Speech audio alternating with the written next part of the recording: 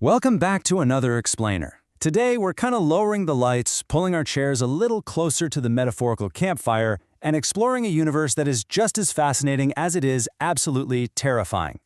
We are looking at Benjamin Long's Darkness Saga. Now, this is a grim-dark fantasy world where survival isn't just about, fighting off monsters. It's about enduring a reality that actively wants to consume you. Our main focus today is to really dive in and systematically describe the horrors of the Darkness Saga, creating what is essentially a taxonomy of terror. Okay, let's jump right into this. Listen to this frantic, guttural chant from a spectral human mage who is stranded in this universe. The darkness takes the village, darkness takes the soul. Wow, it just perfectly sets up the inescapable dread that permeates the realm of Vanaheim. It tells us right out of the gate that the threats here, they aren't just physical, they are completely existential. The darkness isn't just an absence of light in this saga. Oh no, it's a living, breathing entity that hungers for absolutely everything you are. All right, Section 1. Welcome to Darkness City Cursed Geography. So, to truly understand these horrors, we first have to understand where they live, right? The environments in Vanaheim are not just passive backdrops, they're active participants in all the suffering. The duality of this nightmare is honestly striking. On one side, we have Darkness City, specifically the Red Light District. Picture urban decay bathed in bleeding neon and perpetual gloom, where the air itself literally smells of cheap liquor, ozone, and rust-scented blood. It's a total cesspool. But then, on the exact opposite end of the spectrum, we have the Cursed Woods, or the Spooky Forest. Out there, the horror is incredibly primal. You've got twisted, skeletal trees etched with ancient runes, all bathed in the sanguine glow of a bloated crimson moon.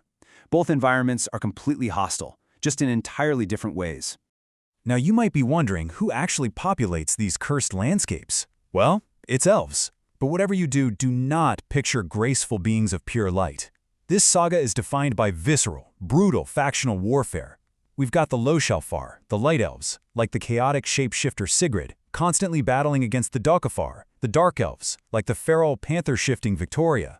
This endless clash grounds the whole universe in relentless violence. These aren't exactly Santa's hopers, you guys. Even the so-called good guys sprout tentacles of plasma energy and leave massive craters in their wake. Moving on to Section 2. Monsters of the Void, Physical Threats.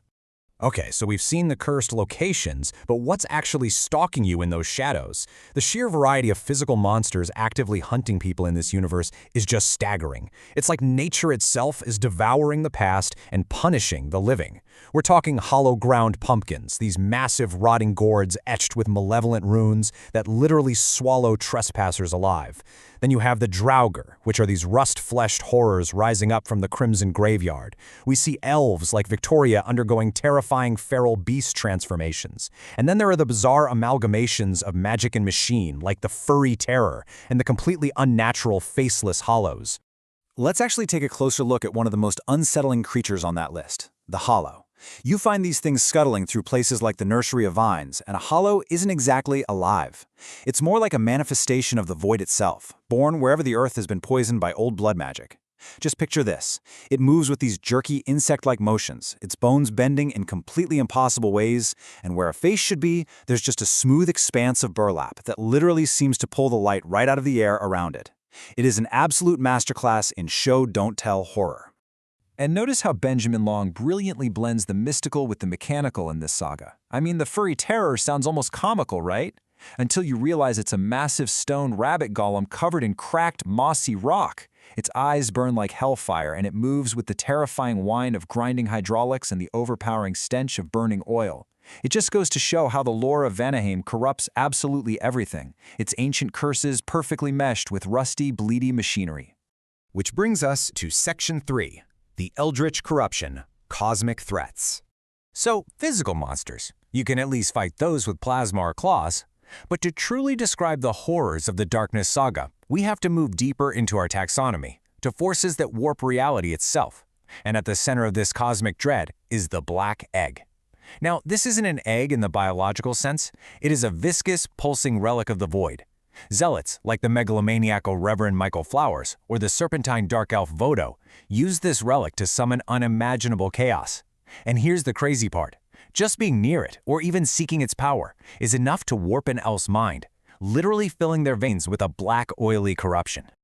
Let's break down the visceral mechanics of how these zealots actually use that power in a ritual known as the Crimson Sacrament. Step 1. Blood has to be spilled under the oppressive glow of the crimson moon. Then, the earth itself seems to rot as this viscous black oil seeps upward. From that poisoned soil, writhing red-eyed tentacles emerge, which is a signature of Veludo's terrifying magic. And finally, all of this culminates in the arrival of the ultimate cosmic dread.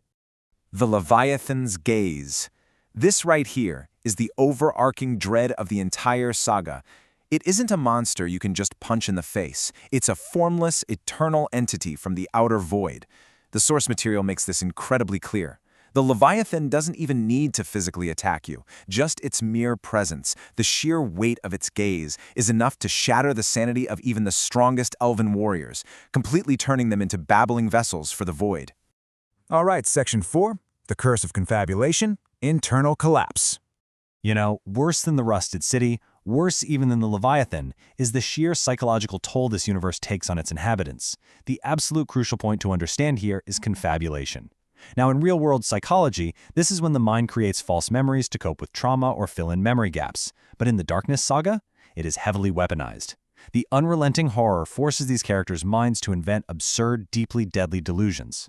The line between what's an actual magical threat and what is just a complete mental breakdown disappears entirely. These specific case studies perfectly illustrate this descent into madness. Look at Sigrid, the light elf. Down in the hollow ground, her mind basically snaps and she hallucinates fighting an endless horde of zombie pumpkin pod people, shifting into a mass of tentacles herself just to cope with it. Or take Natalie, the librarian in the Grand Archive. While she's reading a script about the very saga she's living in, her reality fractures. She hallucinates the Leviathan's gaze, clawing at her own bleeding eyes as she becomes consumed by the story itself. The trauma drives them so mad, blurring reality and nightmare, that even you as the reader can no longer tell which is which. And finally, Section 5, the Eternal Cycle, Curse of Immortality. Now you might be sitting there thinking, well hey, at least death offers an escape from this nightmare, right? Unfortunately, no. No way. The most horrific truth about Vanaheim is that immortality is a curse. Let's walk through the gruesome mechanics of elven regeneration. There's this horrific scene in the Alley of the Damned where the dark elf Victoria is repeatedly impaled by massive iron spikes, but she doesn't die. Her body undergoes brutal dismemberment, her form dissolves into black oil, ash, or mist, and then, guided by some unseen malevolent force, her flesh painfully knits right back together. It's an inescapable cycle of visceral suffering. The dark elf Alyssa delivers this incredibly chilling line regarding Victoria. We bind her, we burn her, we bury her, and when she rises again, we do it all over. I mean, wow, that brilliantly illustrates the true horror of the saga. Death offers zero escape. It's really just a macabre feeder of violence that basically resets every single night. The heroes and villains are trapped in this snow globe of decay, forced to tear each other apart for eternity. Which leaves us with this final thought to ponder.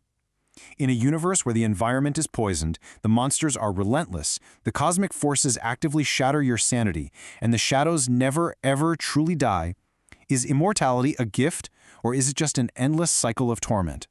It's that lingering sense of dread that Benjamin Long masterfully weaves into every single page, and it is exactly what makes describing the horrors of the Darkness Saga so utterly captivating. Thank you for joining me on this Explainer-focused Learners. Keep asking those tough questions, and I'll catch you in the next one.